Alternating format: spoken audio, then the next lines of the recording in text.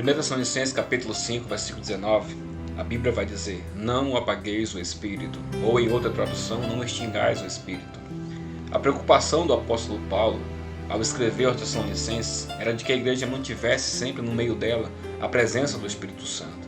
Porque Jesus, quando foi ao céu, ele disse assim: eis que eu não vos deixarei órfão, deixarei o meu Espírito Santo para que esteja convosco todos os dias até a consumação do século.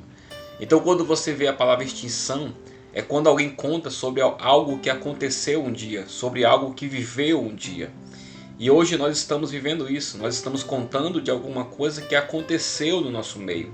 Há tempos atrás havia batismo com o Espírito Santo, há tempos atrás havia cura, há tempos atrás havia milagre, há tempos atrás havia renovação, há tempos atrás a presença de Deus se manifestava sobre a igreja. Então nós estamos contando o que o Espírito Santo fez na igreja. E eu quero fazer uma pergunta: e o que ele está fazendo? O que ele vai fazer? Mas para que ele possa fazer, é preciso que nós, que somos cristãos, nós venhamos ter uma plena comunhão com o Espírito Santo. Quando você lê no livro de Atos, capítulo 3, a Bíblia diz que Pedro e João subiu ao templo à hora nona. É praticamente 3 horas da tarde. Ali naquele templo chamado Porta Formosa. E ali havia um homem que desde criança estava ali enfermo naquela Porta Formosa. No livro de Atos, capítulo 4, versículo 22, a Bíblia diz que aquele homem tinha mais de 40 anos. Ou seja, mais de 40 anos. Ele estava ali pelo menos 30 anos pedindo oferta naquele templo. Mas um dia, depois do capítulo 2 de Atos dos Apóstolos, onde a promessa de Joel, de que nos últimos dias Deus derramaria do seu Espírito sobre toda a carne. Ali no capítulo 2 houve a promessa do batismo com o Espírito Santo.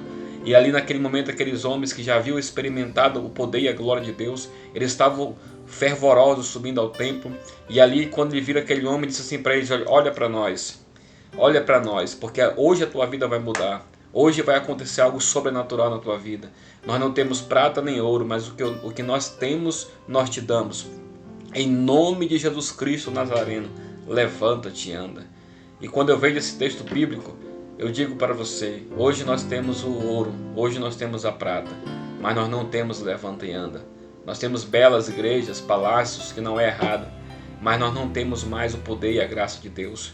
Porque hoje nós levantamos liderança porque tem uma boa comunicação, porque tem um bom relacionamento, porque tem um bom relacionamento interpessoal, sabe falar bem, mas essa pessoa não tem experiência com o Espírito Santo, não tem experiência com os dons espirituais. E a geração que ele vai ser líder vai ser uma geração fria como ele, vai ser uma geração apagada como ele. Pode até se comunicar bem, mas não tem experiência com o Espírito Santo. Os nossos pais da igreja, nós lembrávamos que quando eles iam colocar alguma liderança, eles primeiro pediam direção do Espírito Santo para saber quem que Deus estava colocando naquela liderança. Hoje é diferente. Hoje não é mais pela direção do Espírito Santo. Hoje é pela indicação humana. Mas a igreja do Senhor, ela continua sendo a igreja.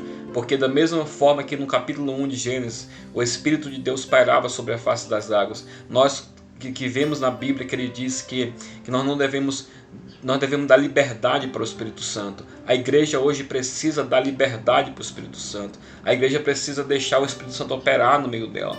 A igreja precisa deixar o Espírito Santo voltar a operar no meio dela. A igreja precisa voltar a ter a alegria de ver o Espírito Santo batizar no meio dela, de renovar no meio dela, de trazer visões, trazer revelações, trazer profecia, porque o fogo ele arderá continuamente sobre o altar e jamais se apagará.